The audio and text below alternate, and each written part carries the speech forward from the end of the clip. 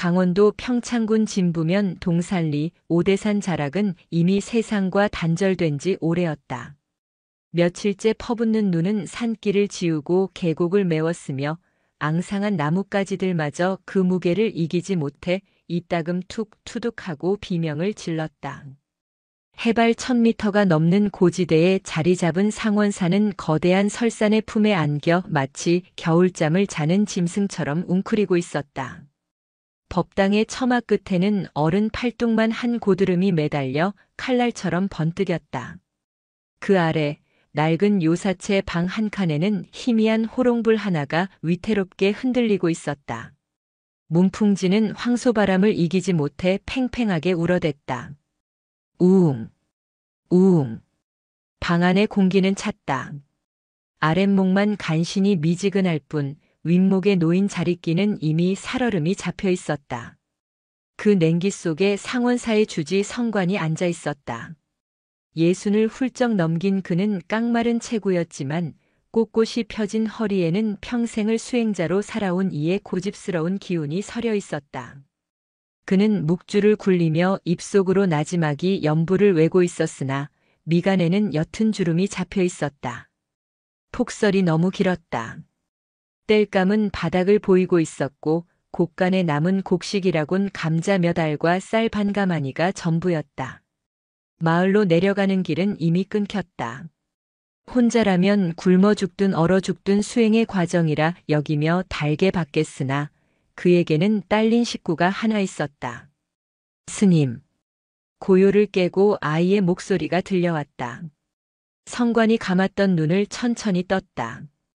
윗목 구석 낡은 이불을 뒤집어 쓰고 웅크리고 있던 아이가 고개를 빼꼼히 내밀고 있었다. 내 살배기 동자승 혜인이었다. 호롱불빛을 받은 아이의 눈망울은 깊은 산속의 샘물처럼 맑고 깊었다. 보통의 아이라면 배가 고프다, 춥다, 엄마가 보고 싶다 하며 보채고도 남을 상황이었다. 하지만 혜인은 이 절에 들어온 그날부터 단 한 번도 칭얼거린 적이 없었다. 그것이 성관의 마음을 더욱 무겁게 짓눌렀다.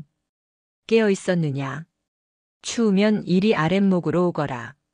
성관의 목소리는 건조했지만 그 안에 담긴 걱정까지 숨길 수는 없었다. 혜인은 이불을 걷어내고 쪼르르 성관의 곁으로 다가왔다.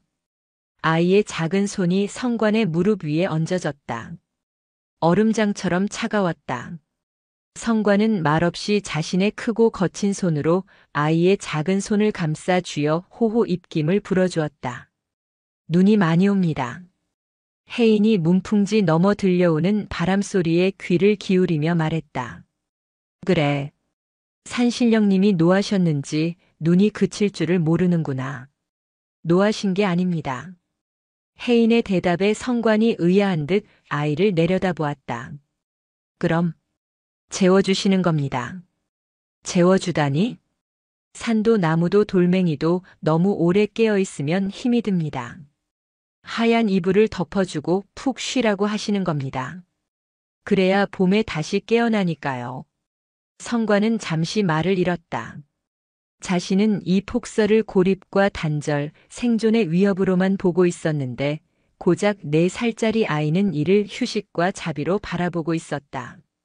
성관은 쓴웃음을 지었다. 평생 경전을 파고들었건만 아이의 맑은 눈보다 못할 때가 많았다. 그래, 내 말이 맞을지도 모르겠구나. 허나 이 눈 이불이 너무 두꺼워 우리가 굶게 생겼으니 그것이 걱정이다. 스님. 혜인이 성관의 옷자락을 잡고 눈을 맞췄다. 호롱불 심지가 탁하고 타들어가며 불꽃이 잠시 솟구쳤다. 걱정 마십시오. 배고픔은 배에 있는 것이지 마음에 있는 것이 아니라고 하셨지 않습니까? 성관의 가슴 한 구석이 쿵 하고 내려앉았다. 그것은 자신이 며칠 전 법회 때 신도들에게 했던 설법이었다. 앵무새처럼 외웠던 자신의 말을 아이는 온몸으로 받아들이고 있었다. 성관은 부끄러움에 헛기침을 했다. 늦었다.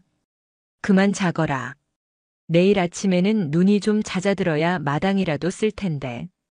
성관이 자리를 펴주자 혜인은 군말 없이 누웠다. 아이의 숨소리가 이내 고르게 퍼졌다. 성관은 잠들지 못했다. 문풍지는 여전히 울어댔고 그의 마음속 번뇌도 바람처럼 윙윙거렸다. 그는 호롱불을 끄지 못했다. 어둠이 닥치면 엄습해올 적막이, 그리고 혹여나 자신이 잠든 사이 아이가 얼어버릴까 하는 두려움이 그를 붙잡고 있었기 때문이다. 이 산중에, 이 폭설 속에 오직 둘뿐이었다. 아니, 어쩌면 셋일지도 몰랐다. 며칠 전부터 밤마다 요사체 뒤편을 서성이는 짐승의 기척이 있었다. 굶주린 멧돼지일지 아니면 더 사납고 위험한 무엇일지 알 수 없었다. 성관은 묵주를 쥔 손에 힘을 주었다. 그때였다. 바스락. 문 밖에서 눈 밟는 소리가 났다. 바람 소리에 섞여 희미했지만 분명 무언가가 인기척을 죽이며 다가오는 소리였다. 성관의 신경이 곤두섰다.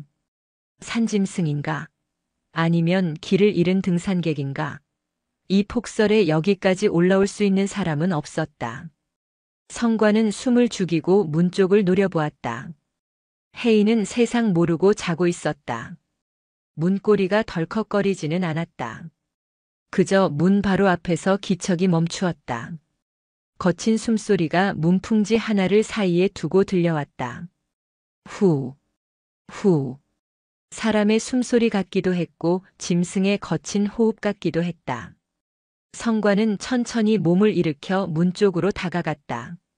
긴장감에 마른 침이 넘어갔다. 그가 문고리에 손을 얹으려던 찰나 밖에서 무언가 툭 하고 마루 위로 쓰러지는 소리가 났다. 성관은 결심한 듯 문을 벌컥 열어젖혔다. 휘몰아치는 눈보라가 방 안으로 들이닥치며 호롱불이 맥없이 꺼져버렸다. 어둠 속에서 성관은 눈을 가늘게 떴다. 희미한 달빛이 눈보라 사이로 비스듬히 마루를 비추고 있었다. 그곳에는 짐승도 사람도 아닌 검은 덩어리가 쓰러져 있었다. 누구냐? 성관이 소리쳤지만 돌아오는 것은 바람 소리뿐이었다. 그는 서둘러 부시 쌈지를 찾아 불을 켰다. 다시 살아난 호롱불을 들고 마루로 나갔다. 불빛이 닿은 곳에는 뜻밖의 손님이 있었다. 그것은 노루였다. 다 큰 수노루 한 마리가 피를 흘리며 쓰러져 있었다. 뒷다리는 덫에 걸렸던 것인지 뼈가 보일 만큼 깊게 패여 있었고 거친 숨을 몰아쉴 때마다 하얀 입김이 피어올랐다. 녀석의 눈은 공포와 고통으로 가득 차 있었으나 도망칠 힘조차 남아있지 않은 듯 했다. 쯧쯧.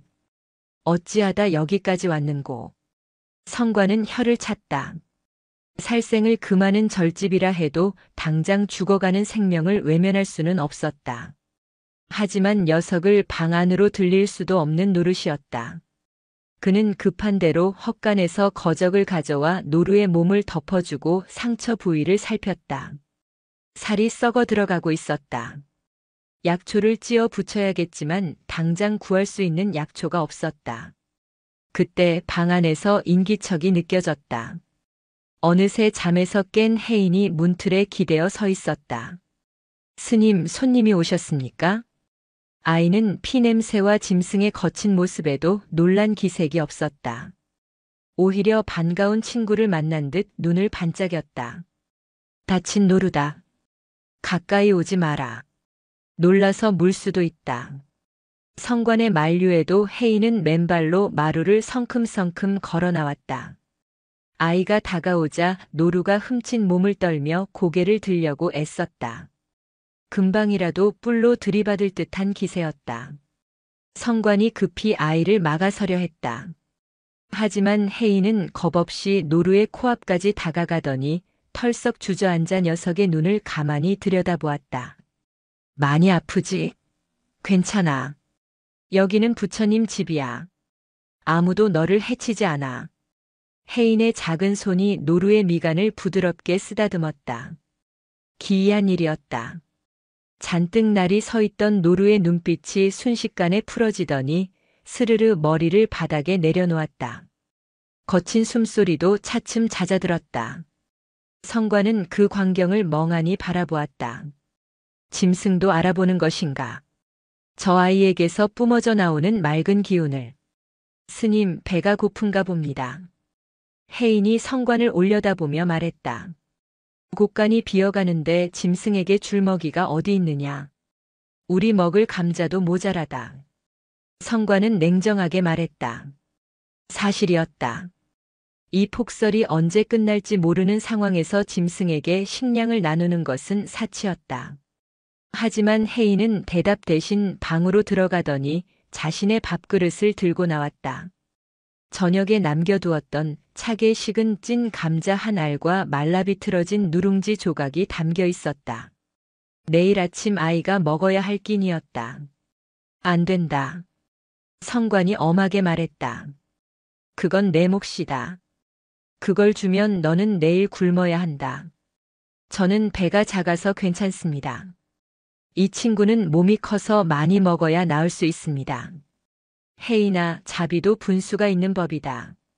내가 굶어 병이 나면 내 마음은 어떻겠느냐. 성관의 목소리가 높아졌다. 수행자로서 부끄러운 말이었지만 그는 늙은 중이 굶는 것보다 어린아이가 굶는 것을 견딜 수 없었다.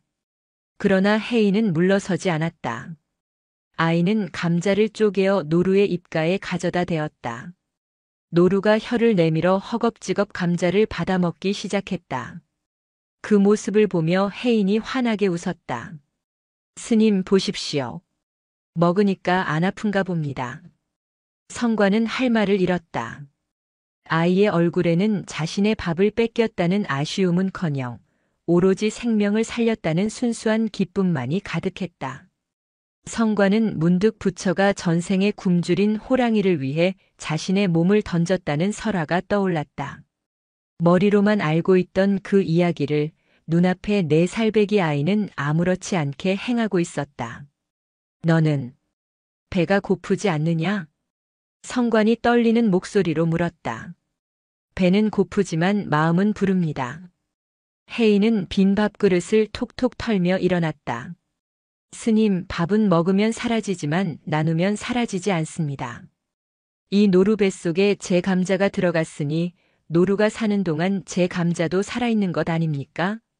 성관은 망치로 머리를 얻어맞은 듯한 충격을 받았다. 나와 남이 둘이 아니다 자타부리.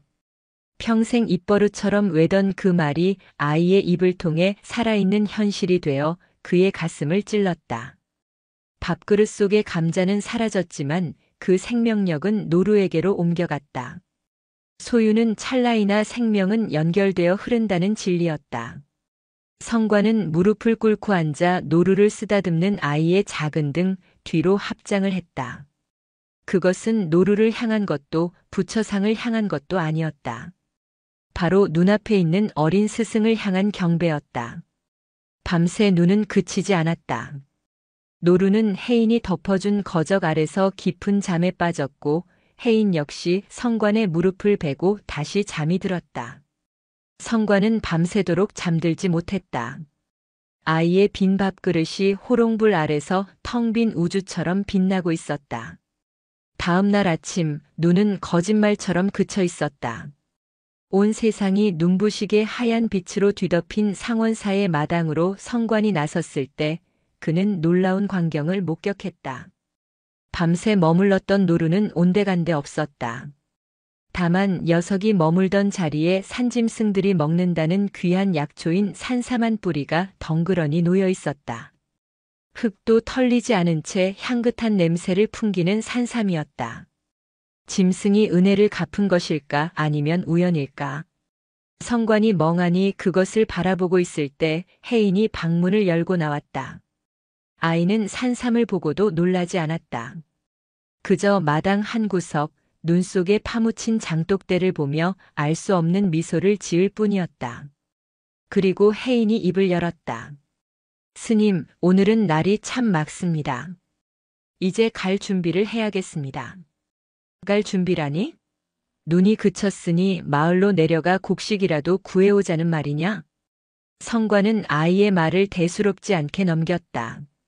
하지만 혜인은 고개를 저었다. 아이의 시선은 산 아래 마을이 아니라 저 멀리 구름이 걸린 오대산의 비로봉 정상을 향해 있었다. 아니요. 아주 먼 곳으로요. 제가 원래 있던 곳으로 말입니다. 순간 성관의 등줄기로 서늘한 바람이 스치고 지나갔다. 그것은 겨울바람이 아니었다. 이별을 예감케 하는 거부할 수 없는 운명의 서늘함이었다. 아이의 표정은 너무나 담담해서 오히려 보는 이의 가슴을 베어내는 듯 했다. 상원사의 아침은 더디게 왔다. 폭설이 남기고 간 흰 세상은 햇살을 받아 눈이 시리도록 반짝였다. 처마 끝에 매달린 고드름이 녹아 똑 또르륵하고 물방울 떨어지는 소리가 목탁 소리처럼 규칙적으로 울려 퍼졌다. 성관은 마당에 쌓인 눈을 쓸다 말고 허리를 폈다. 밤새 노루가 놓고 간 산삼은 여전히 마루 위에 놓여 있었다. 그는 그것을 볼 때마다 기이한 전율을 느꼈다. 짐승조차 감화시키는 저 아이의 힘은 도대체 어디서 오는 것인가? 성관은 빗자루를 내려놓고 부엌으로 들어갔다. 가마솥에는 묽은 죽이 끓고 있었다. 남은 쌀을 아끼기 위해 물을 많이 부어 끓인 탓에 밥알보다 국물이 더 많았다. 성관은 소반에 죽 2그릇과 간장 종지 하나를 올려 방으로 들어갔다. 혜인아, 아침 공양하자. 혜인은 윗목에 단정히 앉아 있었다. 아이는 평소처럼 이불 속에서 뒹굴거나 잠투정을 부리지 않았다. 이미 세수를 마친 듯 얼굴은 뽀얗게 맑았고 옷매무새는 흐트러짐이 없었다. 4살 아이에게서 풍기는 기운이라기엔 지나치게 정갈했다. 스님, 저는 먹지 않겠습니다.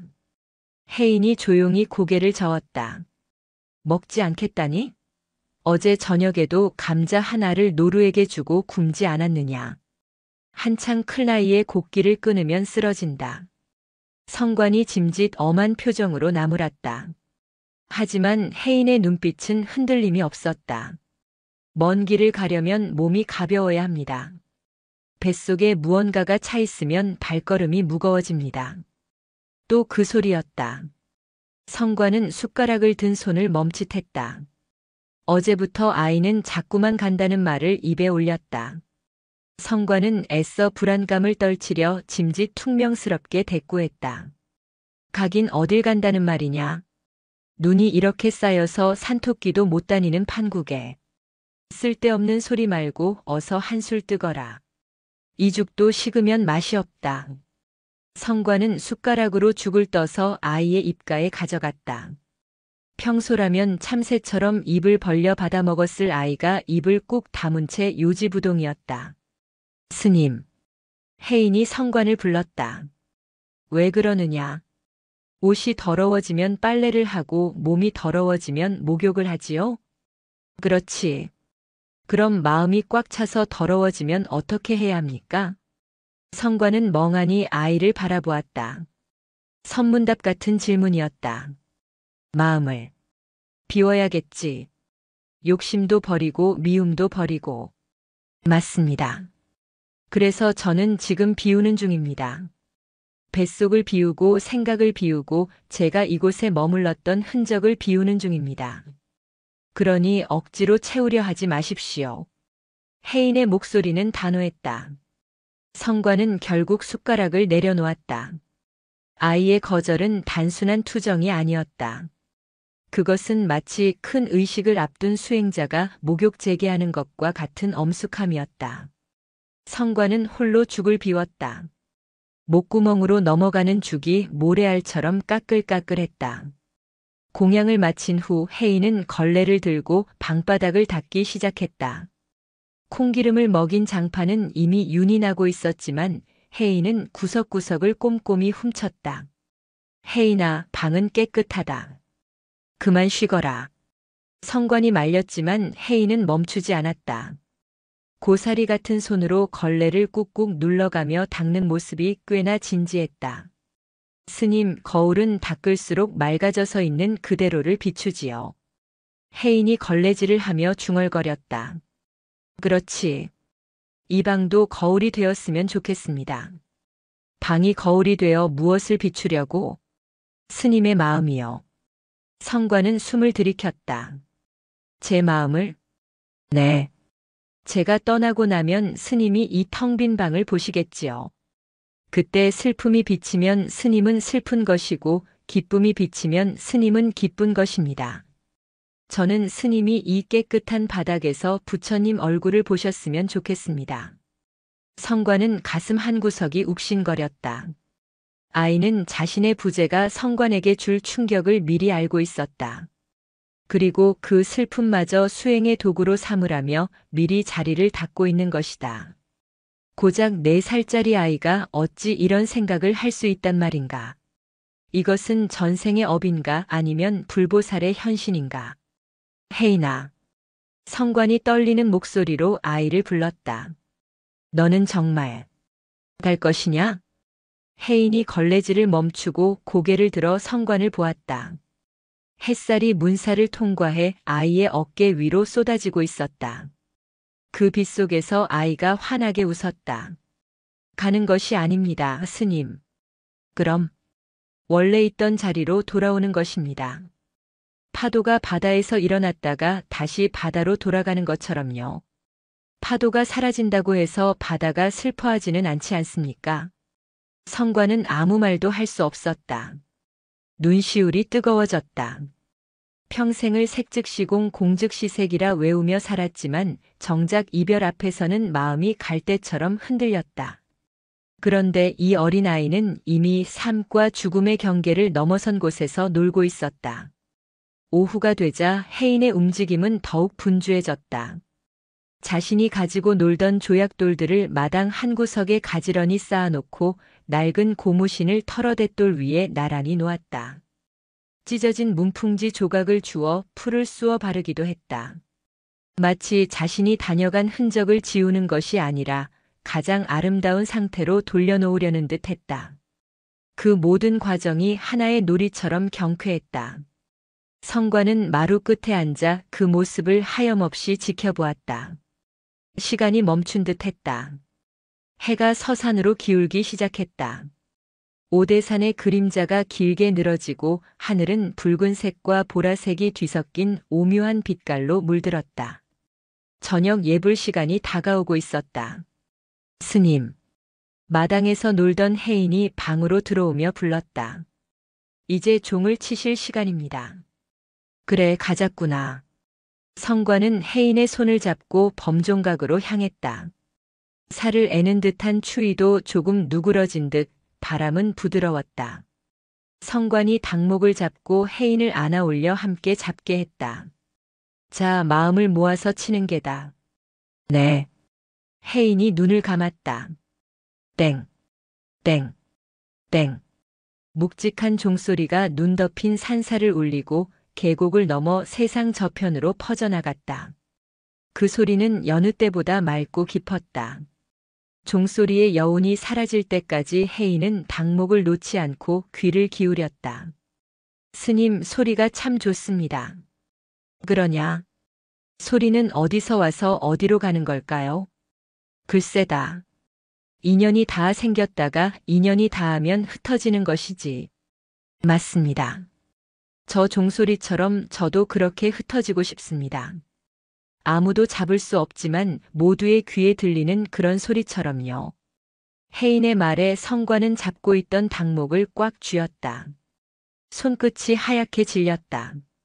이별의 시간이 시시각각 다가오고 있음을 그는 본능적으로 느끼고 있었다. 하지만 막을 수도 붙잡을 수도 없었다. 그것은 거대한 자연의 섭리처럼 밀려오고 있었다. 저녁 예불을 마치고 돌아온 방안은 고요했다. 호롱불 심지를 돋우자 방안이 주황빛으로 따스하게 채워졌다. 성관은 묵주를 굴리며 벽을 향해 앉아 있었고 혜인은 아랫목에서 무언가를 부스럭거리고 있었다. 성관은 애써 뒤를 돌아보지 않았다. 등 뒤에서 들려오는 작은 소리 하나하나가 그의 심장을 옥죄어 왔다. 아이가 옷을 갈아입는 소리, 이불을 펴는 소리. 그 일상적인 소리들이 오늘따라 유독 크게 들렸다. 스님, 뒤를 좀 보십시오. 한참 만에 혜인의 목소리가 들렸다. 성관은 천천히 몸을 돌렸다. 그리고 그 순간 숨이 턱 막혔다.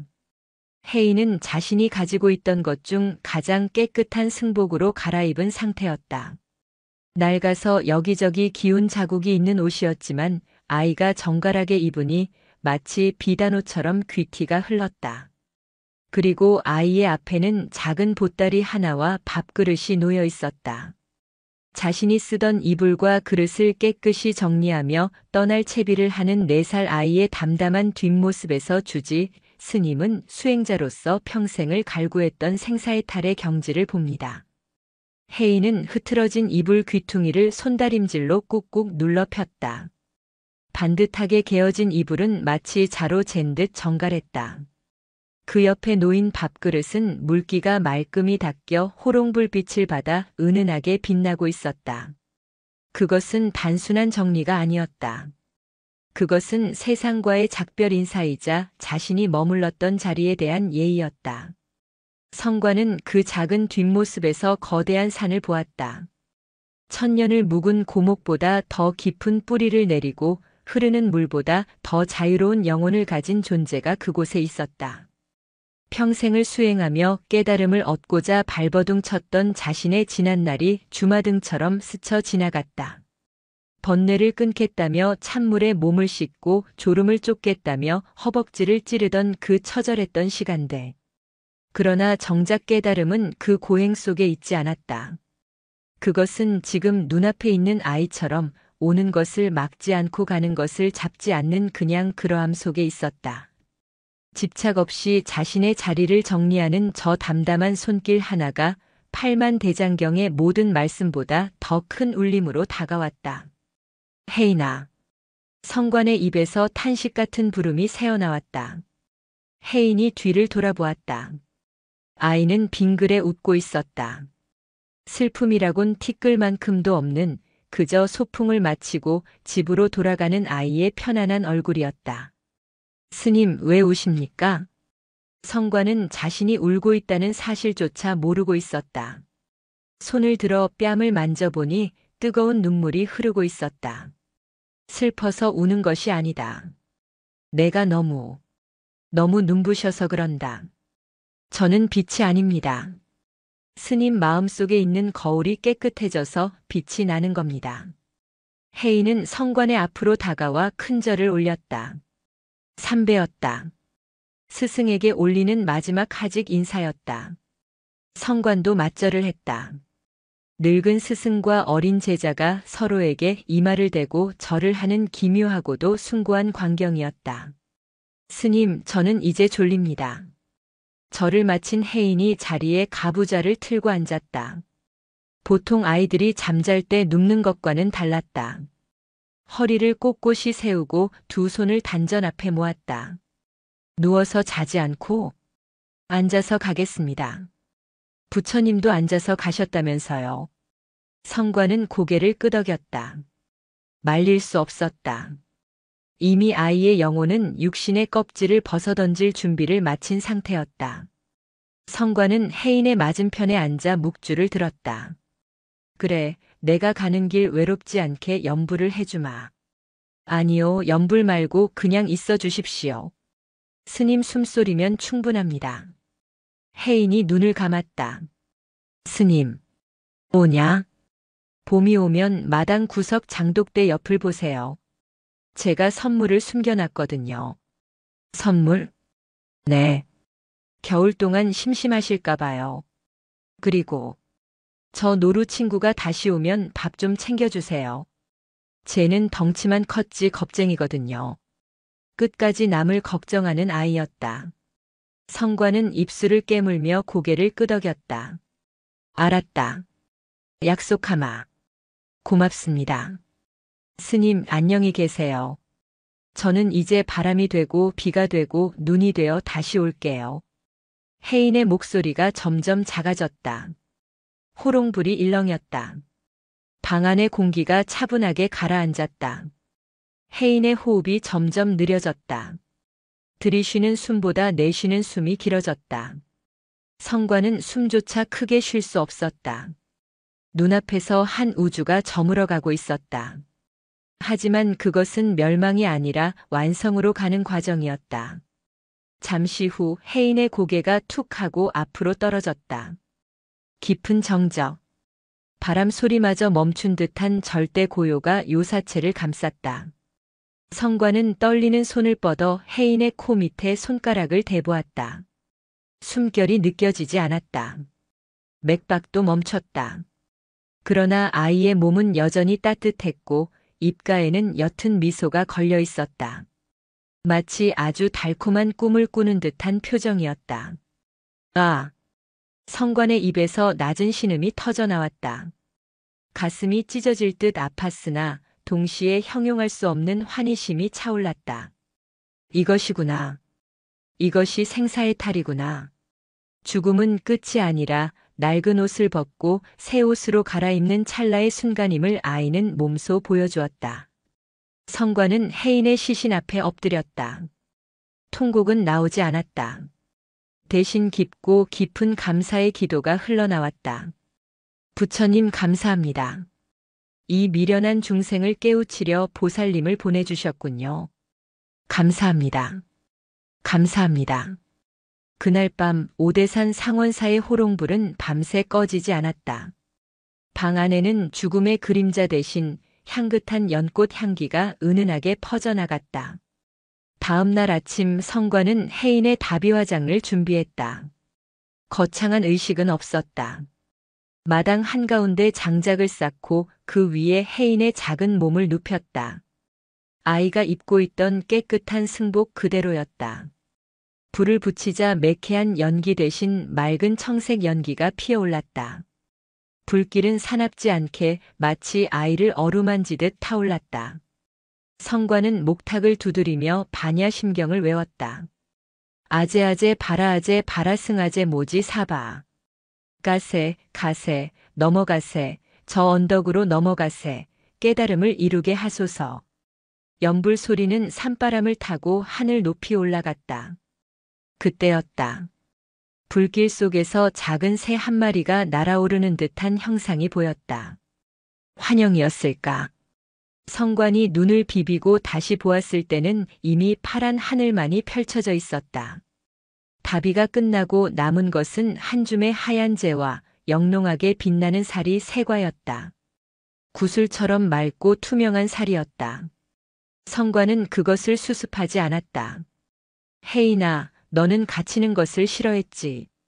성관은 재와 사리를 들고 절 뒤편 언덕으로 올라갔다. 바람이 불어왔다. 가거라. 내가 가고 싶은 곳으로. 구름이 되어 흐르고 비가 되어 대지를 적시거라. 성관이 손을 펼치자 하얀 가루들이 바람을 타고 흩날렸다.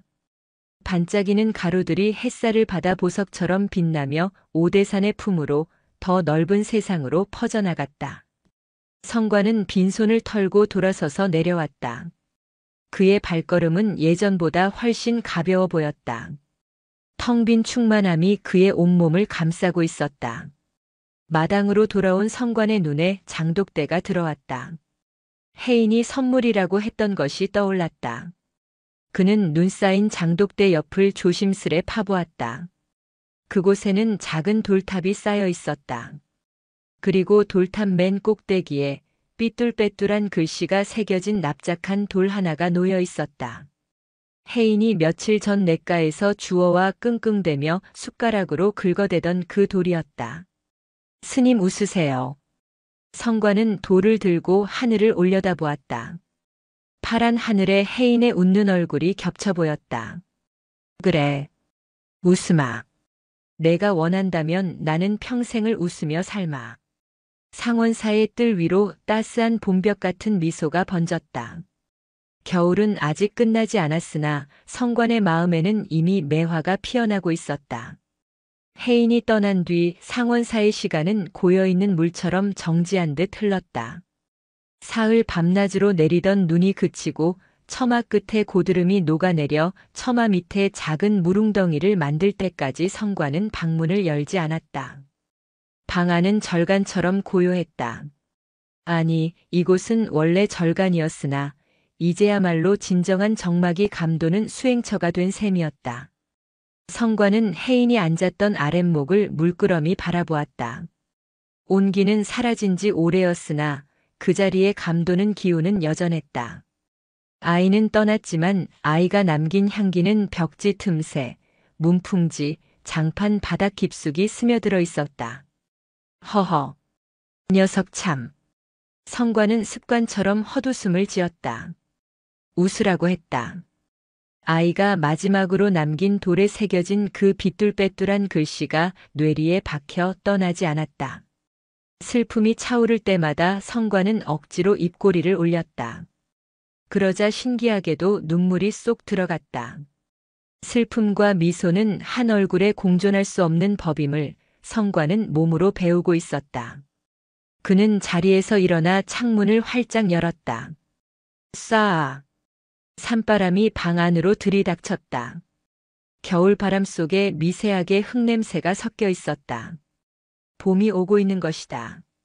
땅속 깊은 곳에서 얼었던 뿌리들이 기지개를 켜는 소리가 들리는 듯 했다. 청소나 하자꾸나. 성과는 혜인이 그랬던 것처럼 걸레를 들었다. 방을 닦고 마루를 닦고 부처님을 모신 법당의 마룻바닥을 닦았다. 닦는 행위는 마음의 때를 벗기는 일이었다. 오후가 되자 성과는 지게를 지고 산을 내려가려 했다. 땔감이 떨어졌고 무엇보다 공양간의 쌀독이 바닥을 드러낸 지 오래였다. 혜인이 있을 때는 굶는 것이 두려웠으나 혼자가 되니 굶주림조차도 수행의 벗처럼 느껴졌다. 하지만 산 목숨이 곡기를 완전히 끊을 수는 없는 노릇이었다. 그때였다. 절 입구 일주문 쪽에 인기척이 느껴졌다. 바스락. 툭. 눈 덮인 나뭇가지가 부러지는 소리였다. 산짐승인가 싶어 성관이 고개를 돌렸다. 그러나 나타난 것은 짐승이 아니었다. 남루한 옷차림의 사내였다. 더부룩한 수염에 눈빛이 퀭한 사내는 등에 커다란 자루를 메고 한 손에는 낡은 도끼를 들고 있었다. 산을 타는 약초꾼이나 사냥꾼 같기도 했으나 그에게서 풍기는 기운은 묘하게 살기등등했다. 사내는 성관을 보자마자 털썩 자리에 주저앉았다. 물 좀 주시오. 목소리가 갈라져 쇳소리가 났다. 성관은 지게를 내려놓고 급히 바가지에 물을 떠왔다. 사내는 바가지를 낚아채듯 받아 벌컥벌컥 들이켰다. 물이 턱수염을 타고 줄줄 흘러내렸다. 천천히 드시게. 체할라. 성관의 말에도 사내는 바닥에 남은 물 한 방울까지 탈탈 털어 마셨다. 그리고는 거친 숨을 몰아쉬며 성관을 노려보았다. 고마움보다는 경계심이 가득한 눈빛이었다. 스님 혼자요? 사내가 대뜸 물었다. 그렇소만. 먹을 것은 좀 있소? 며칠을 굶었더니 눈앞이 핑 도는구먼. 말은 부탁이었으나 태도는 강도나 다름없었다. 도끼를 쥔 손에 힘이 들어가 있었다. 보통의 스님이라면 겁을 먹었을 테지만 성관은 태연했다. 생사를 초월한 스승을 모셨던 그에게 눈앞의 위협은 그저 지나가는 바람처럼 느껴졌다. 공교롭게도 쌀독이 비었소. 감자 몇 알 남은 것이 전부인데 그거라도 드시겠소? 성관의 담담한 대답에 사내의 눈썹이 꿈틀했다. 감자. 이 깊은 산중 절간에 쌀이 없단 말이오. 숨겨둔 시주 쌀이라도 내놓으시오. 사내가 도끼로 땅을 쾅 찍으며 소리쳤다. 그 위세에 처마 밑에 참새들이 푸드덕 날아올랐다. 거짓말을 하지 않소. 들어와서 확인해 보시구려. 성관은 부엌 문을 열어주었다. 사내는 의심스러운 눈초리로 부엌을 뒤졌다. 텅 빈 쌀독, 먼지 쌓인 솥뚜껑. 정말로 먹을 것이라곤 바구니에 담긴 쭈글쭈글한 감자 서너 알뿐이었다. 빌어먹을 재수도 없지. 사내는 바닥에 침을 퇴뱉었다. 이리 추운 데서 뭘 먹고 산단 말이오? 마음을 먹고 삽니다. 마음 먹어서 배가 부르면 나는 벌써 천하장사가 됐을 거요. 사내는 투덜거리면서도 감자를 집어들었다. 그리고는 생감자를 와작 깨물어 먹기 시작했다. 얼마나 배가 고팠는지 흙도 털지 않고 씹어 삼켰다. 성관은 그 모습을 가만히 지켜보다가 아궁이에 불을 지폈다. 익혀드시게. 배탈나니. 됐소. 불 피우는 시간도 아깝소. 사내는 감자 세 알을 순식간에 해치웠다. 배가 좀 찼는지 사내의 표정이 조금 풀어졌다. 그는 트림을 꺽 하고는 마루에 걸터 앉았다. 나는 칠성이라 하오. 아랫마을 사는 놈은 아니고 저기 정선 쪽에서 왔소. 먼 길을 오셨구려. 무슨 일로 이 험한 오대산을 넘으시오? 빚쟁이들 피해서 도망가는 중이오. 산 넘으면 강릉이라기에 죽자 사자 올라왔는데 눈 때문에 길을 잃어 사흘을 헤맸소. 칠성이라는 사내의 사연은 구구절절했다. 노름으로 가산을 탕진하고 아내와 자식은 도망가고 빚쟁이들에게 쫓겨 산으로 들어왔다는 흔한 이야기였다. 그의 목소리에는 세상에 대한 원망과 도끼가 서려 있었다. 스님, 내 팔자는 왜 이 모양 이 꼴입니까? 부처님이 계시다면 이럴 수는 없는 거 아니오? 칠성이 하늘을 향해 삿대질을 했다. 팔자는 짓는 것이지 받는 것이 아니라 하였소. 듣기 싫소. 그따위 좋은 말은 배부른 양반들이나 하는 소리지. 당장 내일 죽을지 모르는 판국에 마음을 닦으라니 다 개소리여. 칠성은 씩씩거렸다. 그때 마당 구석에서 바스락거리는 소리가 났다. 성관과 칠성의 시선이 동시에 그곳으로 향했다. 노루였다. 지난번 혜인이 살려주었던 그 녀석이었다. 녀석은 이제 다리를 절지 않았다. 마당 입구에서 서성이다가 성관을 보고는 반가운 듯 꼬리를 흔들었다. 순간 칠성의 눈이 번뜩였다. 저거다. 고기다. 칠성이 도끼를 들고 벌떡 일어났다. 안 돼오. 성관이 앞을 가로막았다. 비키시오. 감자 몇 알로는 간에 기별도 안 가오. 저놈 잡아서 포식하고 가죽은 팔아서 여비로 써야겠소. 이 절에서는 살생을 금하오. 그리고 저 녀석은 뭐요? 짐승이 다 같은 짐승이지. 스님은 풀만 먹고 사니까 고기 맛을 몰라서 그러는 거요. 비키지 않으면 스님도 다치요. 칠성의 눈에 다시 살기가 돌았다. 굶주림에 이성을 잃은 맹수의 눈빛이었다. 그는 도끼를 휘두르며 성관을 위협했다. 노루는 겁을 먹고 뒷걸음질 쳤지만 눈이 깊어 도망치기 쉽지 않아 보였다. 성관은 물러서지 않았다.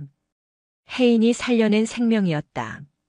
아이가 자신의 밥을 굶어가며 지켜낸 숨결이었다. 그것을 눈앞에서 뺏길 수는 없었다.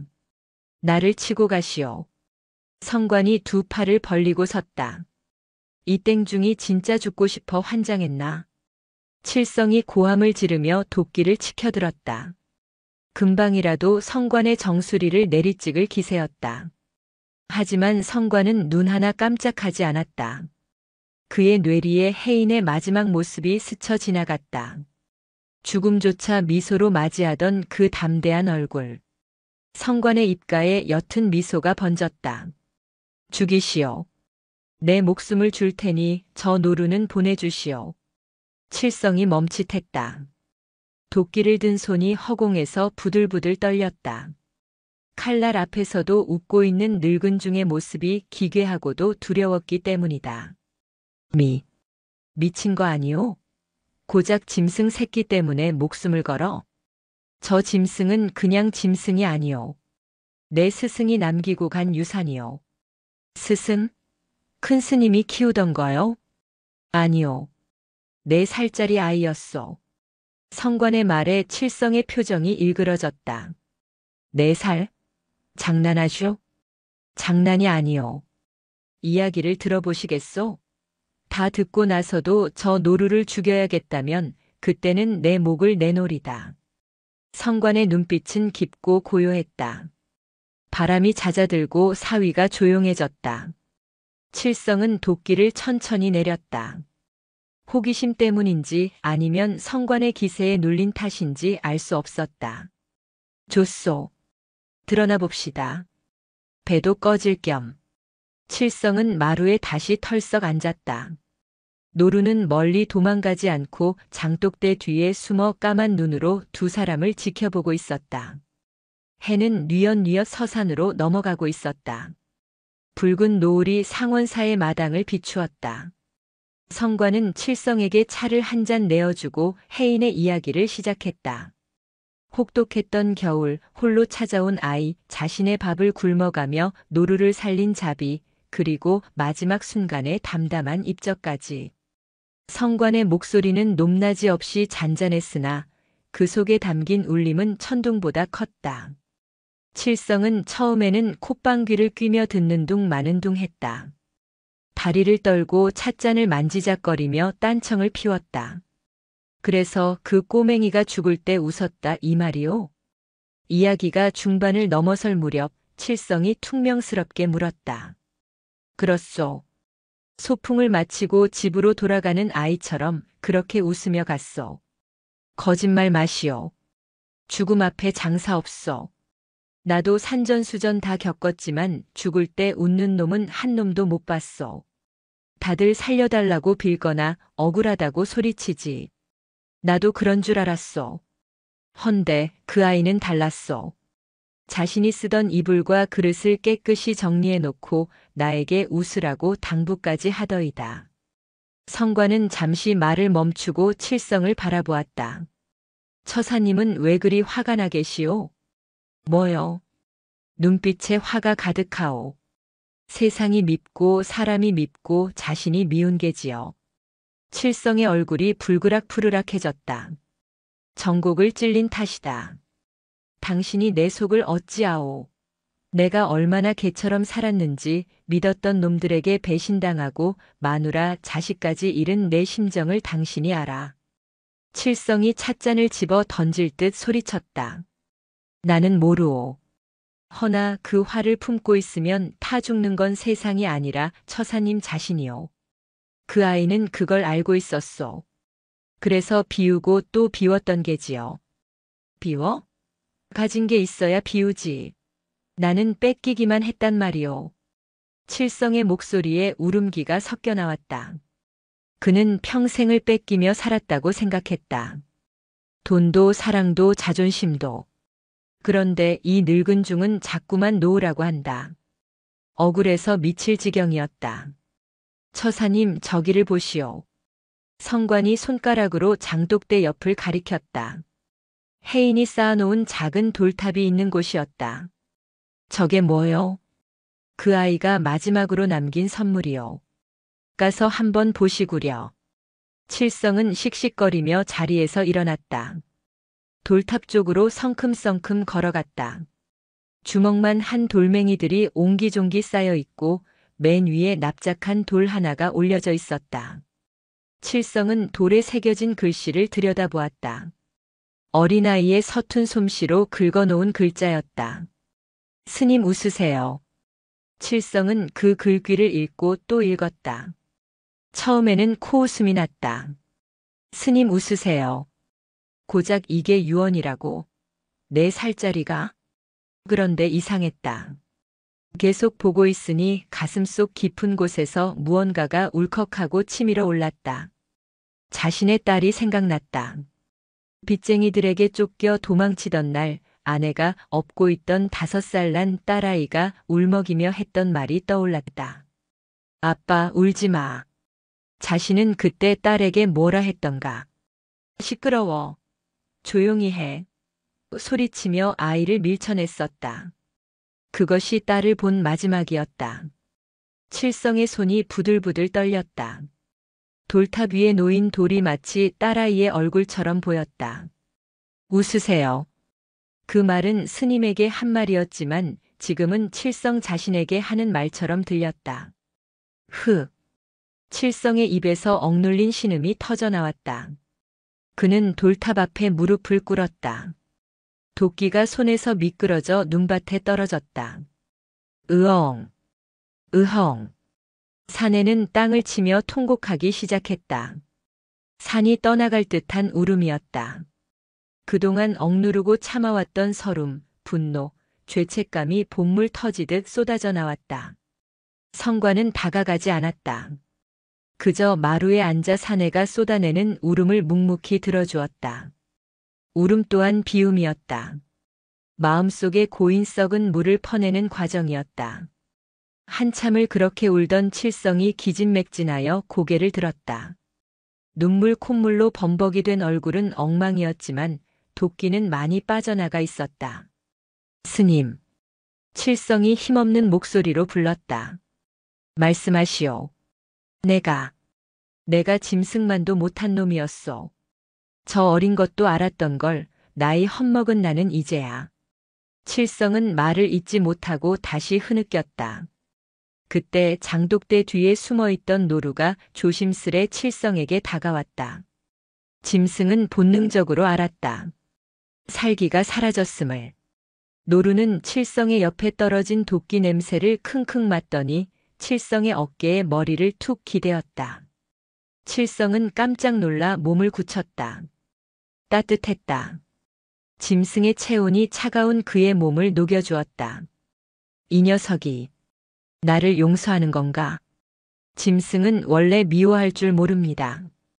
배가 고프면 먹고 졸리면 잘 뿐이지요. 미움은 오직 사람의 마음에만 있는 것입니다. 성관이 다가와 칠성의 어깨를 감싸주었다. 일어나시오. 방에 들어가서 몸 좀 녹입시다. 감자라도 더 삶아드릴 테니. 그날 밤 칠성은 상원사에서 하룻밤을 묵었다. 그는 밤새 성관과 많은 이야기를 나누었다. 아니, 주로 칠성이 이야기하고 성관은 들어주었다. 자신의 고단했던 삶을 털어놓는 것만으로도 칠성의 얼굴에는 점차 생기가 돌았다. 다음 날 아침 칠성은 떠날 채비를 했다. 스님, 신세 많이 졌습니다. 내 평생 잊지 못할 하룻밤이었습니다. 칠성은 도끼를 성관에게 내밀었다. 이건 두고 가겠습니다. 이제 사냥은 안 하렵니다. 내려가서 막노동을 하든 짐을 나르든 남 해치지 않고 땀 흘려 벌어먹고 살겠습니다. 성관은 도끼를 받아들었다. 묵직했다. 그것은 칠성이 내려놓은 업의 무게였다. 잘 생각하셨소. 부디 웃으며 사시오. 노력해보겠습니다. 쉽지는 않겠지만 칠성은 돌탑을 향해 한 번 더 절을 했다. 꼬마 스님 고맙다. 내 덕분에 내가 사람 됐다. 칠성은 산을 내려갔다. 그의 뒷모습은 올 때와 달리 위풍당당했다. 빈손이었지만 그의 마음속에는 가득 찬 무언가가 있었다. 성관은 칠성이 사라질 때까지 일주문 앞에 서 있었다. 봄바람이 불어왔다. 어디선가 풍경 소리가 댕그랑하고 울렸다. 혜인아, 보았느냐? 성관이 허공에 대고 물었다. 내가 살린 노루가 사람을 살렸다. 내 밥그릇은 비어 있었지만 결국 세상을 배불리는구나. 성관은 돌탑으로 다가갔다. 돌 위에 쌓인 먼지를 털어주며 빙그레 웃었다. 그래, 나도 웃고 있다. 내 말대로. 상원사의 뜰에는 이제 완연한 봄 기운이 감돌고 있었다. 눈 속에 파묻혀 있던 복수초가 노란 꽃망울을 터뜨리며 세상 밖으로 고개를 내밀고 있었다. 삶은 계속되고 있었고 깨달음은 멈추지 않고 흐르고 있었다. 혜인이 떠나고 몇 번의 겨울이 지나갔다. 그리고 다시 여름이 찾아왔다. 오대산의 녹음은 짙푸르게 우거져 절을 둘러싼 숲은 마치 초록색 바다처럼 일렁였다. 상원사의 뜰에는 잡초가 무성했다. 성관은 굳이 잡초를 뽑지 않았다. 이름 없는 풀꽃들도 저마다의 우주를 품고 피어난 생명임을 혜인이 가르쳐주고 갔기 때문이었다. 다만 사람이 다니는 길만 빗자루로 쓸어낼 뿐이었다. 낡은 요사체는 세월의 무게를 이기지 못해 여기저기 삐걱거렸다. 장마철이 다가오고 있었으나 지붕을 보수할 엄두가 나지 않았다. 그러나 성관의 마음은 그 어느 때보다 평온했다. 비가 새면 그릇을 받치면 되고 바람이 들면 옷을 껴입으면 그만이었다. 불편함은 몸의 것이지 마음의 것이 아니었다. 어느 무더운 오후였다. 매미 소리가 산천을 찢을 듯 울어대는 날, 상원사로 올라오는 가파른 산길에서 거친 숨소리가 들려왔다. 어휴, 힘들어. 도대체 저를 왜 이런 꼭대기에 지어놓은 거야? 짜증 섞인 여자의 목소리였다. 잠시 후 일주문 안으로 화려한 옷차림의 중년 여인이 들어섰다. 땀에 젖은 비단옷, 손목과 목에 걸린 번쩍이는 금붙이, 짙은 화장. 고요한 산사와는 전혀 어울리지 않는 이질적인 모습이었다. 그녀는 서울에서 왔다고 했다. 성은 장씨요, 남편은 큰 사업을 한다는 부유한 마나님이었다. 그녀는 땀을 닦으며 대웅전 앞마당에 들어서자마자 성관을 찾았다. 여기가 용하다는 그 상원사 맞아요? 주지 스님 계세요? 마당에서 풀을 다듬던 성관이 허리를 펴고 합장했다. 어서 오십시오. 제가 주지입니다. 여인은 성관을 위아래로 훑어보았다. 낡아서 색이 바랜 승복, 검게 그을린 피부, 투박한 손. 그녀가 상상했던 고승의 풍모와는 거리가 멀었다. 실망한 기색이 역력했다. 아니, 주지 스님이라면서 행색이 왜 이래요? 절 살림이 많이 어려운가 보네. 여인은 혀를 쯧쯧 차며 지갑을 열었다. 두툼한 돈봉투를 꺼내 성관의 눈앞에서 흔들었다. 내 아들이 이번에 아주 중요한 시험을 봐요. 서울에 있는 유명한 절은 다 다녀봤는데 효험이 없어서 여기까지 물어물어 왔어요. 기도 좀 세게 해주세요. 돈은 섭섭지 않게 드릴 테니까. 그녀에게 부처님은 소원을 들어주는 자판기였고 스님은 돈을 받고 기도를 대행해주는 기술자일 뿐이었다. 성관은 돈봉투를 받지 않고 담담하게 말했다. 법당은 열려 있습니다. 들어가서 직접 절을 올리시고 마음을 모으십시오. 기도는 남이 대신해 줄 수 있는 것이 아닙니다. 뭐라고요? 여인의 눈썹이 치켜 올라갔다. 내가 여기까지 그 고생을 해서 올라왔는데 고작 절이나 하고 가라고요? 특별 기도라든가 백일 기도라든가 뭐 그런 거 없어요? 돈을 준다는데도 싫다는 거예요? 돈으로 살 수 있는 복은 진짜 복이 아닙니다. 보살님 목이 마르신 듯하니 차나 한 잔 드시고 가시지요. 성관은 여인의 화를 부드럽게 받아넘기며 요사체로 안내했다. 여인은 못마땅한 표정으로 투덜거리며 따라 들어왔다. 방 안은 소박했다. 가구라곤 낡은 서한 하나와 방석 2개뿐이었다. 여인은 방바닥을 손가락으로 쓱 훑어보더니 인상을 찌푸렸다. 먼지 좀 봐. 청소도 안 하고 사나. 성관은 말없이 찬물을 끓였다. 지난 봄에 산에서 직접 딴잎으로 만든 녹차였다. 찻잔에 따르자 은은한 향기가 방 안에 퍼졌다. 드십시오. 여인은 찻잔을 입에 대지도 않고 내려놓았다. 스님, 내 말 좀 들어보세요. 우리의 아빠가 이번 사업만 잘 되면 여기 기와 불사도 해주고 도로도 닦아줄 수 있어요. 그러니까 제발 우리 아들 시험 좀 붙게 해달라니까요. 네. 그녀의 목소리는 절박했지만 그 밑바닥에는 욕심이 끈적하게 달라붙어 있었다. 자식의 성공을 바라는 어미의 마음이라기보다는 자식을 통해 자신의 체면을 세우고자 하는 집착에 가까웠다. 성관은 찻잔을 만지작거리며 입을 열었다. 보살님, 연꽃이 어디서 피는지 아십니까? 그거야 연못에서 피지 어디서 펴요. 맑은 물이 아니라 진흙 속에서 핍니다. 더럽고 냄새나는 진흙을 먹고 자라지만 꽃잎에는 흙탕물 한 방울 묻히지 않지요. 그래서요. 지금 나보고 진흙이라는 거예요? 여인이 발끈했다. 아닙니다. 지금 보살님 마음속에 있는 그 조급함과 욕심, 그것이 바로 진흙이라는 뜻입니다. 그 진흙을 걸음 삼아야 마음속에 연꽃을 피울 수 있습니다. 아드님의 시험 합격보다 중요한 것은 아드님이 어떤 상황에서도 흔들리지 않는 마음을 갖는 것 아니겠습니까? 아이고 답답해라. 좋은 말씀은 나중에 하시고 당장 급하다니까요. 우리에 떨어지면 나 죽어요. 시댁 식구들 볼 면목도 없고 동창들한테도 망신이고. 여인은 자신의 불안을 쏟아냈다. 그녀의 삶은 비교와 경쟁으로 점철되어 있었다.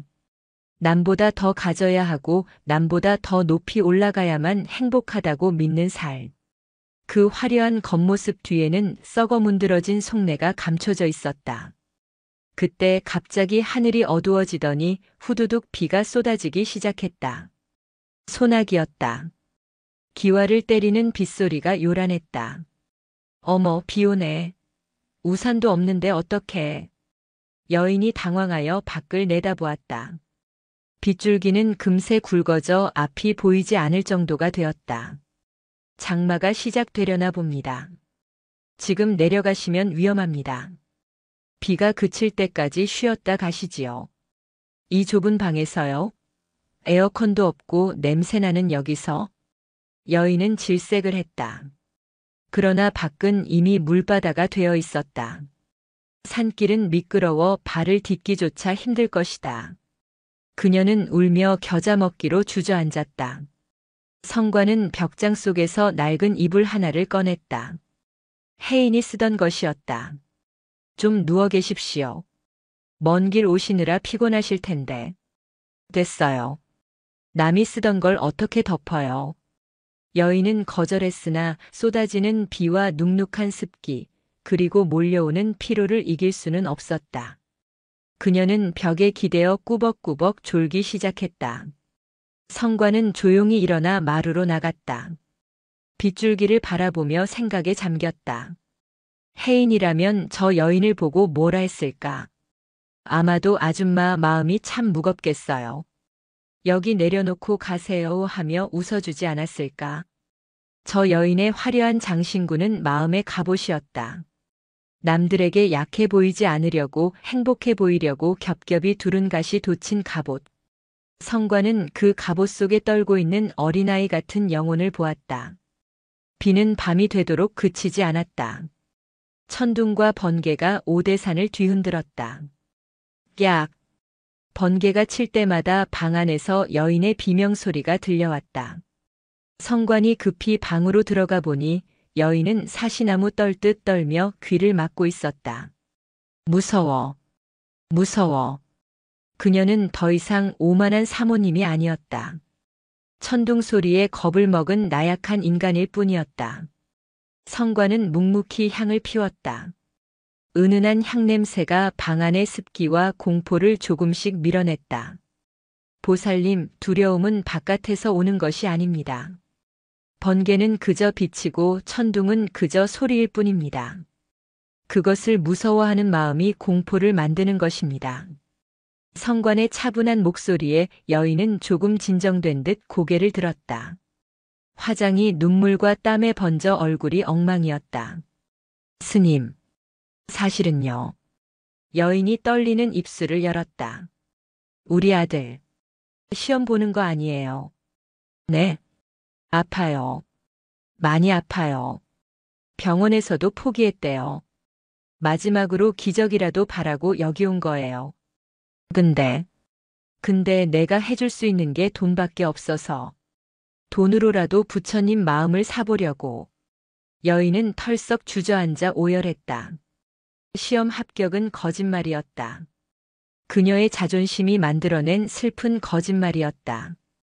죽어가는 아들 앞에서 아무것도 할 수 없는 어미의 절망이 그 화려한 옷차림 속에 감춰져 있었던 것이다.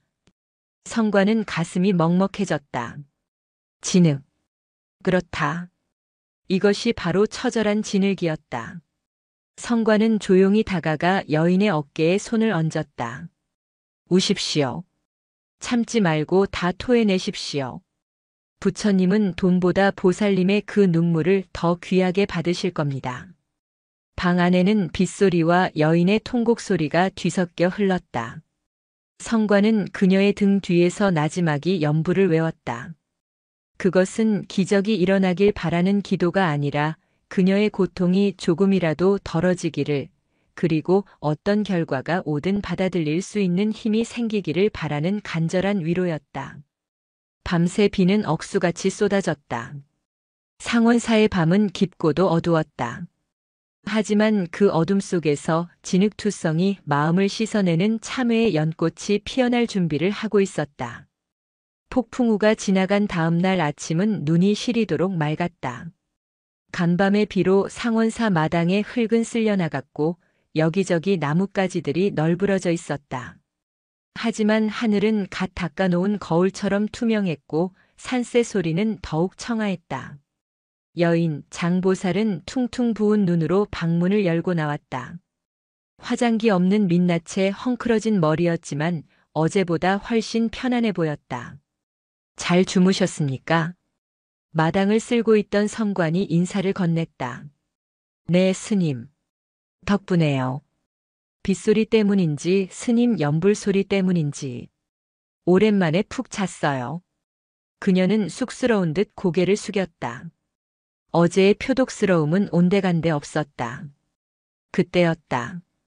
일주문 쪽에서 씩씩한 발소리가 들려왔다. 스님, 계십니까? 비가 많이 왔는데 별일 없으신지요? 건장한 사내 하나가 지게 가득 짐을 싣고 들어왔다. 검게 그을린 얼굴에 덥수룩한 수염, 그러나 눈빛만은 선량하기 그지없는 사내. 바로 칠성이었다. 몇 해 전 노루를 잡으려다 해인의 이야기에 감화되어 내려갔던 그 사냥꾼 칠성이었다. 그는 이제 산 아래 마을에서 목수일을 하며 틈만 나면 절에 올라와 일손을 돕곤 했다. 오, 칠성 처사. 일이 일찍 어인일이오? 어제 비가 억수로 쏟아지길래 걱정이 돼서 날 밝자마자 올라왔습니다. 지붕은 괜찮습니까? 쌀은 안 떨어졌고요.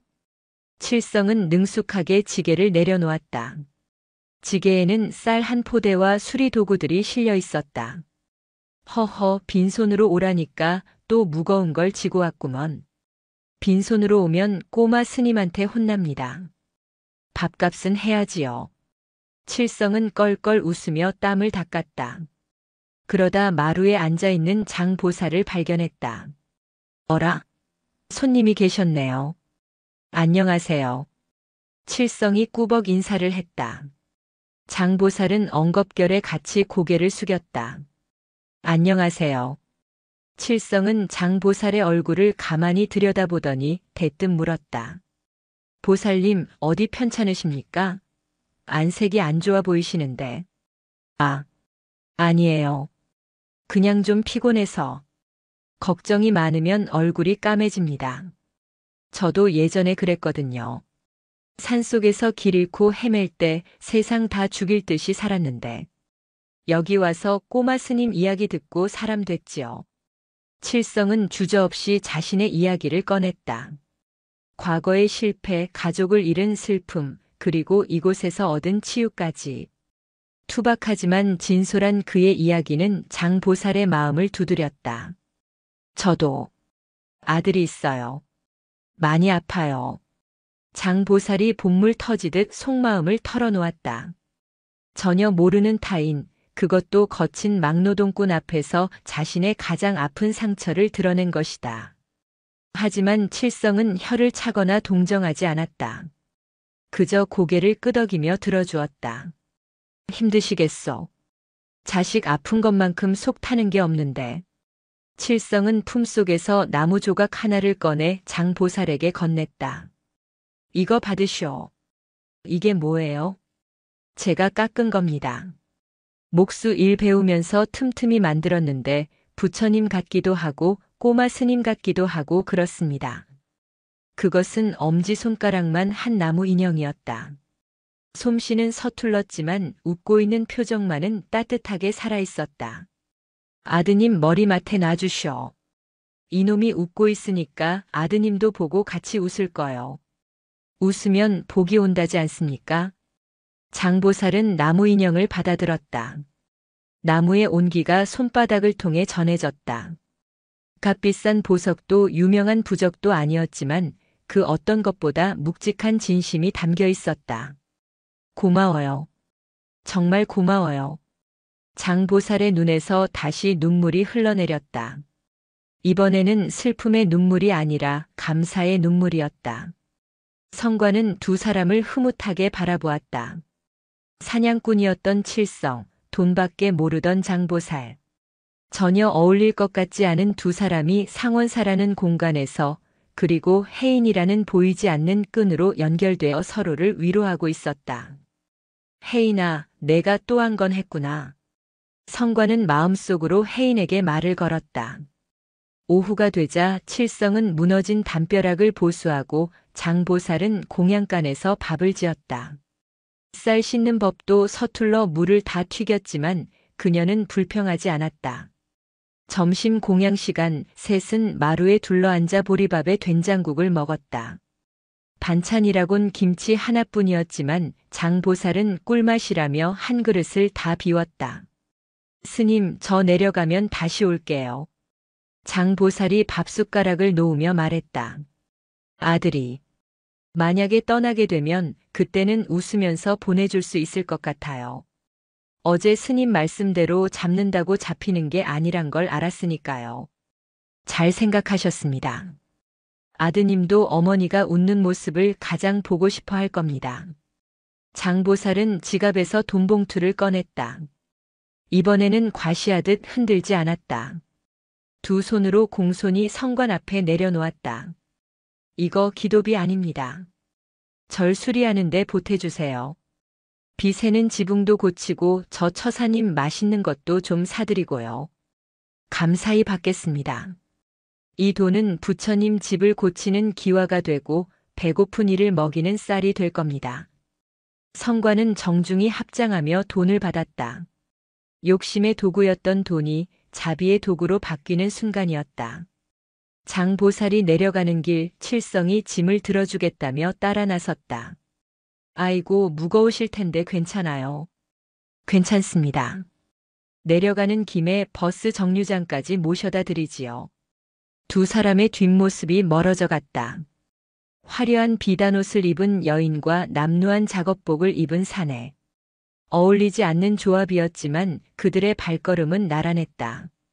성관은 다시 혼자가 되었다. 하지만 외롭지 않았다. 마당에는 혜인이 쌓았던 돌탑이 여전히 자리를 지키고 있었고 칠성이 고쳐놓은 담벼락이 든든하게 서 있었다. 그리고 멀리 떠난 장보살의 마음속에도 연꽃 씨앗 하나가 심어졌으리라. 성관은 하늘을 올려다보았다. 구름 사이로 햇살이 기둥처럼 쏟아져 내리고 있었다. 빛은 누구에게나 평등했다. 절 마당의 잡초에게도 칠성에게도 장보살에게도 그리고 이미 흙으로 돌아간 혜인에게도. 나무아미타불. 성관의 연불 소리가 바람을 타고 숲속으로 퍼져나갔다. 연꽃은 진흙에서 피어나고 인연은 돌고 돌아 다시 만난다. 상원사의 하루가 그렇게 저물어 가고 있었다. 세월은 멈추지 않는 강물처럼 흘러갔다. 상원사의 기와 지붕 위로 수십 번의 겨울이 내려앉았다 녹기를 반복했다. 칠성 처사가 튼튼하게 고쳐놓았던 담벼락에는 푸른 이끼가 두텁게 내려앉았고 장보살이 시주했던 쌀독은 닳고 달아 반질반질해졌다. 그 긴 시간 동안 성관은 상원사를 지키는 노송처럼 늙어갔다. 이제 그의 허리는 굽어 지팡이 없이는 걷기 힘들었고 눈은 침침해져 경전의 작은 글씨를 읽을 수 없었다. 하지만 그의 눈빛만은 깊은 산속 옹달샘처럼 맑고 투명했다. 세상은 많이 변해 있었다. 산 아래에는 넓은 도로가 뚫려 자동차들이 굉음을 내며 달렸고 밤이면 도시의 불빛이 산 너머까지 붉게 물들였다. 편리함이라는 이름의 문명이 산사 턱 밑까지 차올랐지만 성관은 동요하지 않았다. 세상이 시끄러울수록 고요함의 가치는 더 빛나는 법이었다. 어느 늦가을 낙엽이 비처럼 쏟아지는 날이었다. 젊은 수좌 수행승 한 명이 배낭을 메고 상원사를 찾아왔다. 갓 출가한 듯 앳된 얼굴의 수좌는 성관을 보자마자 큰 절을 올렸다. 큰 스님, 돌을 구하러 왔습니다. 부디 가르침을 주십시오. 젊은 수좌의 눈은 열정으로 이글거리고 있었다. 마치 수십 년 전 성관 자신의 모습을 보는 듯 했다. 성관은 툇마루에 앉아 빙그레 웃었다. 돈은 장터에도 있고 똥통에도 있는데 어찌 이 깊은 산까지 힘들게 올라왔는가. 세속은 너무나 혼탁하여 마음을 잡을 수 없습니다. 이곳 정멸보궁 상원사라면 깨달음을 얻을 수 있을 거라 믿습니다. 수좌는 비장했다. 그는 성관에게 어떤 거창한 화두나 신통한 비법을 기대하는 눈치였다. 성관은 지팡이를 짚고 천천히 일어났다. 따라오게. 성관은 수좌를 데리고 마당 구석 장독대로 향했다. 그곳에는 오랜 세월 비바람을 견딘 작은 돌탑이 서 있었다. 해인이 쌓았던 그 돌탑이었다. 이제는 이끼가 덮이고 담쟁이 덩굴이 감겨 있어 자세히 보지 않으면 그저 자연석처럼 보였다. 이게 무엇입니까? 내 스승님의 부도탑일세. 스승님이라니요? 어느 고승의 사리탑입니까? 수좌가 놀라 눈을 크게 떴다. 이렇게 초라한 돌무더기가 스승의 탑이라니 믿기지 않는다는 표정이었다. 고승은 아니지. 4살 먹은 아이였으니. 4살. 아이요? 그래. 그 아이는 내게 가장 큰 가르침을 주고 갔네. 저 돌탑 맨 꼭대기에 있는 돌을 한번 보게나. 수좌는 가까이 다가가 이끼 낀 돌을 들여다보았다. 희미하게 긁힌 자국이 보였다. 스님 웃으세요. 수좌는 고개를 갸웃거렸다. 스님 웃으세요. 이게 가르침입니까? 그렇다네. 나는 평생 저 한 문장을 화두 삼아 살았지. 슬플 때도 웃고 아플 때도 웃고 화가 날 때도 웃었네. 처음에는 억지로 웃었는데 10년이 지나니 그냥 웃게 되고 30년이 지나니 슬픔이 웃음이 되고 웃음이 슬픔이 되더구나. 이제는 웃는 것도 아니요 우는 것도 아닌 그저 바람 부는 대로 흔들리는 갈대가 되었지. 성관은 마른 손으로 돌탑을 쓰다듬었다. 자네 돌을 구한다고 했나? 네, 큰 스님. 그럼 밥은 먹었는가? 네, 오는 길에 주먹밥을 먹었습니다. 그럼 저기 가서 설거지나 하게. 네. 수좌는 당황했다. 심오한 법문을 기대했건만 고작 설거지라니. 마음의 때를 씻는 것이나 밥그릇의 기름기를 씻는 것이나 매 한 가지네. 밥그릇 하나 깨끗이 비우지 못하면서 어찌 우주를 담으려 하는가. 성관의 목소리는 작았으나 단호했다. 수좌는 얼굴이 붉어져 고개를 숙였다. 그는 말없이 공양간으로 들어가 수세미를 들었다. 그날부터 성관은 수좌에게 경전을 가르치지 않았다. 대신 마당을 쓸게 하고 장작을 패게 하고 군부를 떼게 했다. 일상 자체가 수행임을 몸으로 익히게 한 것이다. 겨울이 다시 찾아왔다. 성관은 직감했다. 이번 겨울이 자신의 마지막 계절이 될 것임을.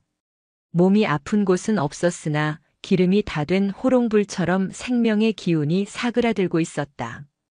그는 조용히 주변을 정리하기 시작했다. 평생 보던 손때 묻은 경전들을 젊은 수좌에게 물려주었다. 이 책들은 이제 자네가 보게나.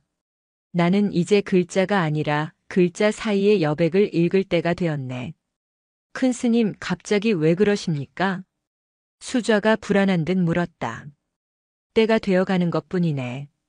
해가 지면 달이 뜨고 겨울이 가면 봄이 오는 것과 같은 이치지. 슬퍼할 일이 아닐세. 성관은 방으로 돌아와 장롱을 열었다. 옷가지 몇 벌과 낡은 묵주 하나. 그것이 그가 가진 전부였다. 그는 혜인이 그랬던 것처럼 입지 않는 옷들을 가지런히 개어보자기에 쌌다. 그리고 가장 깊숙한 곳에서 낡은 상자 하나를 꺼냈다. 상자 안에는 빛바랜 나무 인형 하나가 들어 있었다. 오래전 칠성이 깎아서 장보살에게 주었던, 그리고 장보살이 아들을 보낸 뒤 다시 성관에게 맡기고 간 그 인형이었다. 돌고 돌아 다시 내게로 왔구나. 성관은 인형을 어루만지며 지난 인연들을 떠올렸다. 노루를 쫓던 칠성은 훌륭한 목수가 되어 많은 집을 짓다가 편안히 눈을 감았다고 했다.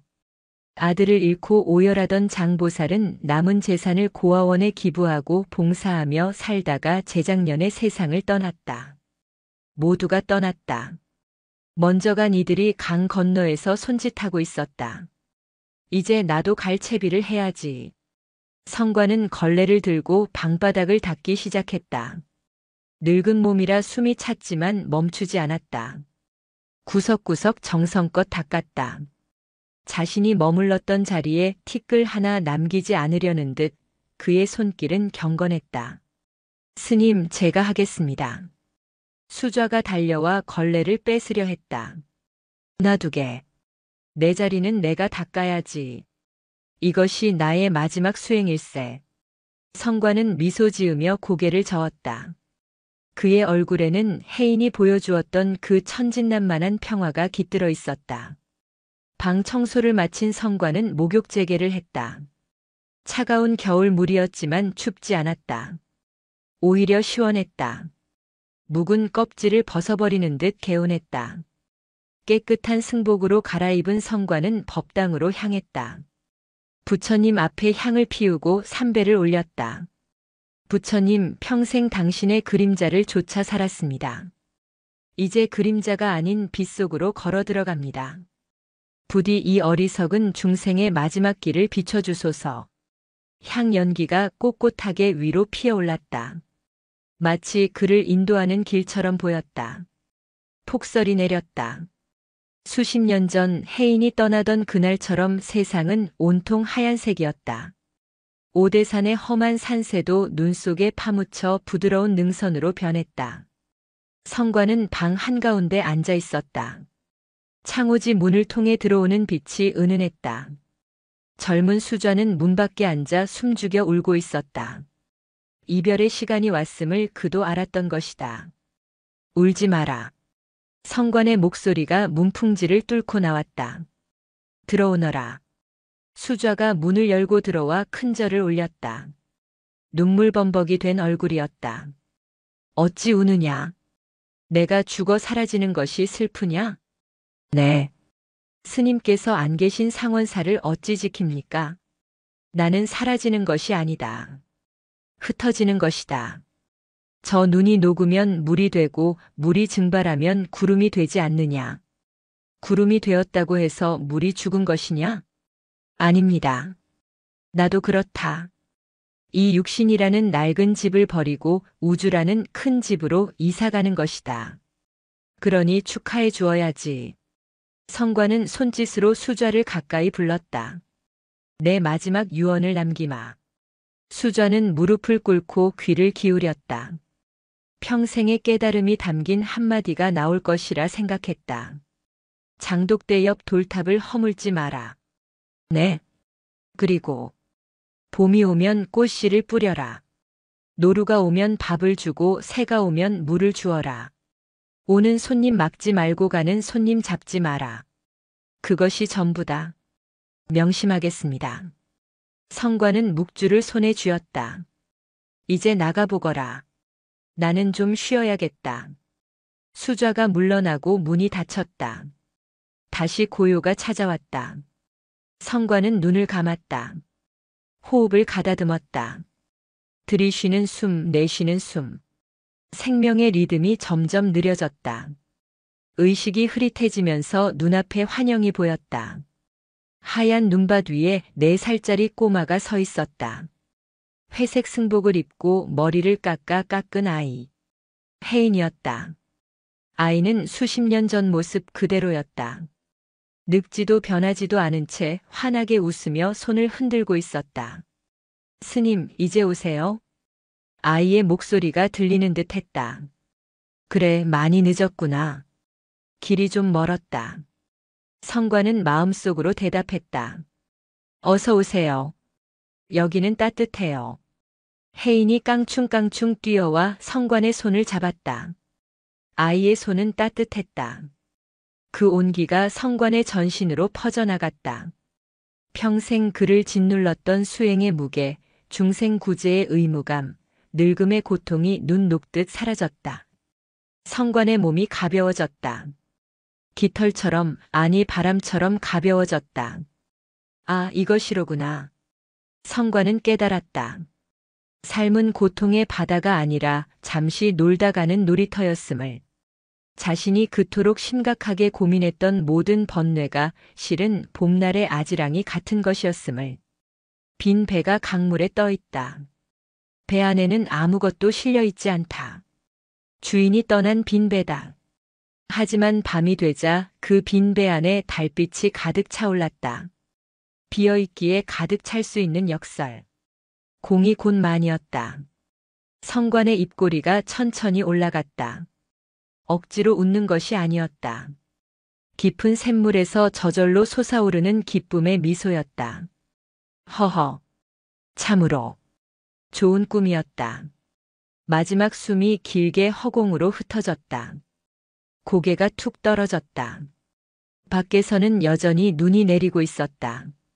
그러나 방 안은 봄날처럼 따스했다. 성관 스님은 앉은 채로 입적했다. 얼굴에는 세상을 다 가진 자만이 지을 수 있는 평온한 미소가 걸려 있었다. 장례는 간소했다. 성관의 유언대로 거창한 다비식 대신 절 뒤편 공터에서 조용히 화장했다. 수자와 마을 사람들 몇몇만이 모여 그의 마지막 길을 배웅했다.